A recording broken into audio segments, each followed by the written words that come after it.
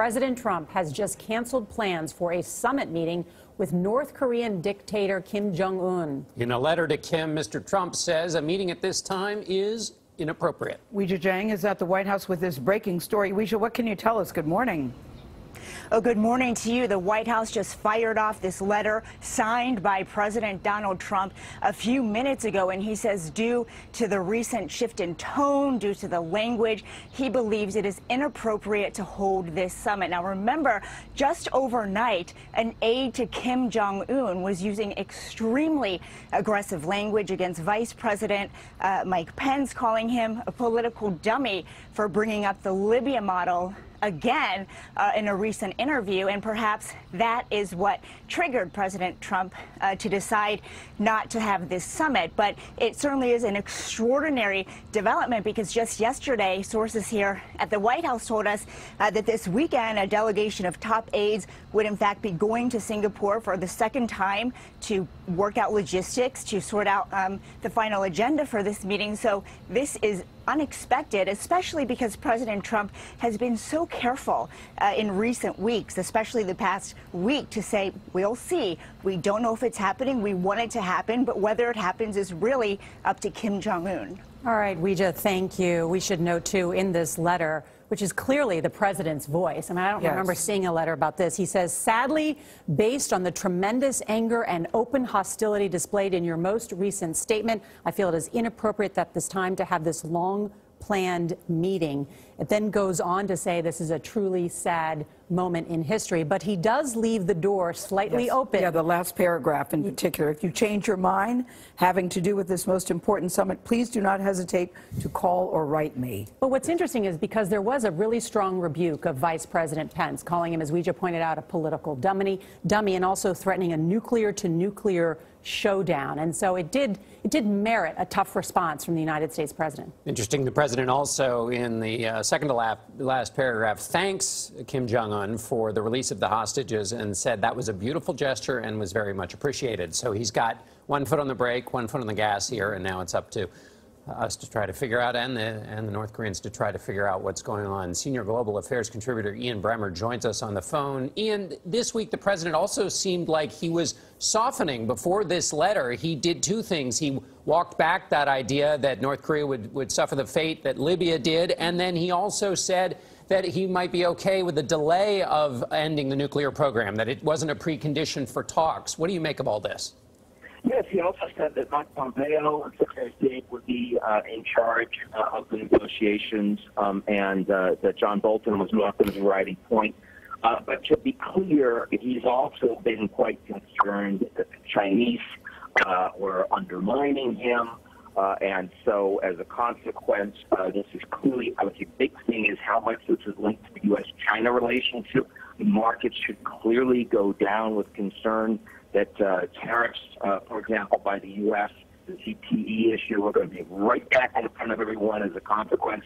The support for the North Korea meeting was one of the biggest reasons why Trump chose to hold off on hitting the Chinese hard. This is going to be the big disappointment from his perspective. There's also the question, of course, of what he's going to do with North Korea. Yes, he left open the door for potentially a meeting going forward, but the language that we see here is pretty harsh. I would say it's not about an expectation of getting back together with Kim Jong-un in a couple months. It's more that Trump made an offer, it was rebuffed, and now they're in the doghouse. What we really need to see is whether or not this means that talk of preemptive military strikes comes on the table. Let's see what Trump's advisors say. Let's see what Trump says. Yeah, Ian Bremmer, you brought up, of course, that, and there's one ominous line here in the president's letter where he says, you talk about your nuclear capabilities, but ours are so massive and powerful that I pray to God they will never have to be used. Ben Tracy is in the northern part of North Korea with officials there. Ben, what have you learned? Well, Nora, it's the middle of the night here. We're actually on a train. We just left North Korea's nuclear test site. This is going to come as a big surprise to people here. Obviously, we've been talking to the folks that we're working with, our government guides, about the summit. People here had been, wondering if they thought the summit might fall apart, if the U.S. might back out, or if North Korea might. But I think this will really come as a surprise. North Korea literally just announced that they were shutting down its nuclear test site.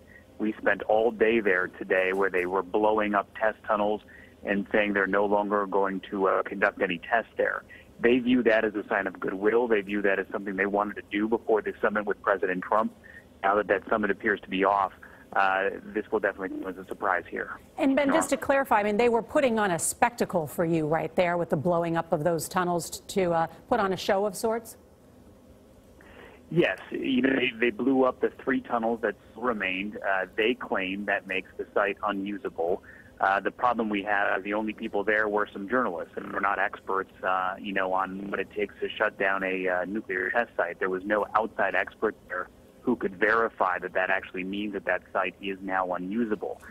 But they did put on quite a show. There were many explosions. They blew up basically all the buildings on the site. So they have done something there that would not allow them to easily conduct another test. Now, whether they have another site somewhere or they have another plan, we don't know at this point. I know, Ben, you said it's been in the middle of the night, but do you have any sense of what the reaction will be from North Korea, since, you know, there has been some indication that the president was thinking about making this move? Yeah, you know, on this trip so far, we've not been able to talk to any regular people, any North Korean citizens, but the government guides that we've been with, I can tell you, I think they're going to be disappointed. This has been a topic of conversation. They have wondered if this was going to happen. You could tell that there was a sense here that people were looking forward to the summit, that something might come out of it. But there also was kind of a harder line than I expected that we would run into here. People saying we think it may not happen, or perhaps things aren't going to get resolved with the United States. So I think they were kind of hedging their bets here. There certainly will be huge disappointment in South Korea, where President Moon really has staked a lot of his reputation and his presidency on figuring this issue out. And if President Trump and Kim Jong-un don't meet, whether that's June 12th or ever, that's going to be a real setback for him. And Ben, what do you make of the Chinese role in all of this, and what do you expect China to do in the wake of this announcement? Well, it is interesting. You know, President Trump a couple of days ago, you know, kind of blamed China, said that it was after Kim Jong-un went and met with Xi Jinping in Dalian, China, a couple of weeks ago, that the tone seemed to change. And he seemed to be intimating that China was telling Kim Jong-un to take a harder line on this. We have no idea if that's actually the case or if that's just a coincidence. China certainly did reinsert itself back into the process. For a long time, China was on the sidelines and not real happy about it. So clearly, China and North Korea quickly mended their relationship. Where it goes from here, who knows? You know, the United States has needed China to enforce these sanctions because China accounts for the vast majority of North Korea's trade. So if China has a close relationship with North Korea and then the United States is not willing to work on these issues with North Korea, you could see a shift in how willing China is to help on sanctions. All right, Ben Tracy, inside North Korea on a train as he is leaving that nuclear site there.